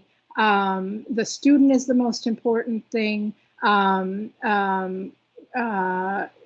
Content accuracy, consistency, learner success, planning, all of these things are important. Molato said, let me see if I can find what he said, that it's all of our responsibilities. And I guess, you know, from my perspective, I would always say instructional design, since that is the thing that is nearest and dearest to my heart with my instructional designer hat on. But, you know, with my larger, you know, view, my larger perspective, there is not one thing that is responsible for quality in the design in online education. All of us play a role, and the quality of our online course is dependent on all of the roles represented here in this presentation, from administrators to directors of various units, to faculty, to people who support faculty, to the learners themselves. It is really something that is important, that and if any one of those things is out of sync or out of whack, then it affects quality. You know, the technology has to be robust. There have to be resources in place to support all of the different activities. And so it's not just about faculty development, and it's not just about instructional design.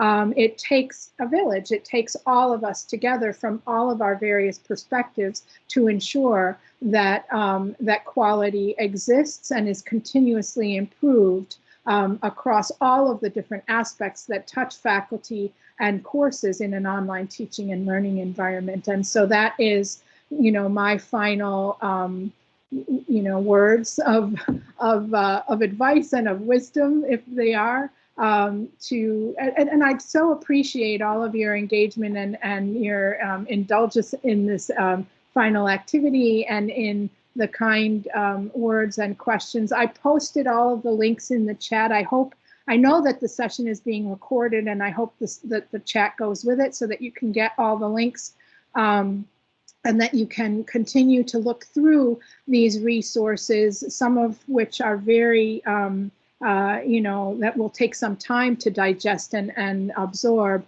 And I hope that we can continue this conversation, that we will be able to continue to connect across the ocean and be connected in our enthusiasm for online teaching and learning, and our commitment to addressing and thinking about the issue of continuous online improvement from the perspective of the instructional design of courses, the teaching of courses, and the administration of courses. One final thought is that OSCAR is one piece of that pie, right?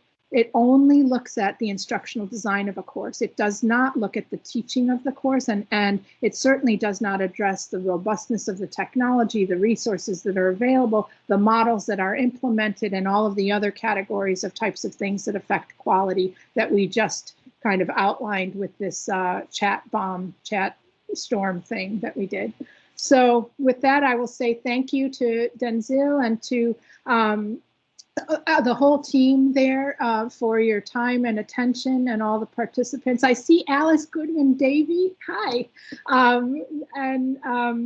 And I just thank you all for your time and for your attention. Thank you very, very much, Alex. Colleagues, I know we are over time, but we will get Alex back again. I've already negotiated with her for come back for more sessions. So we definitely want you back, Alex, to do more sessions with us and unpack a little bit more of that. I see this.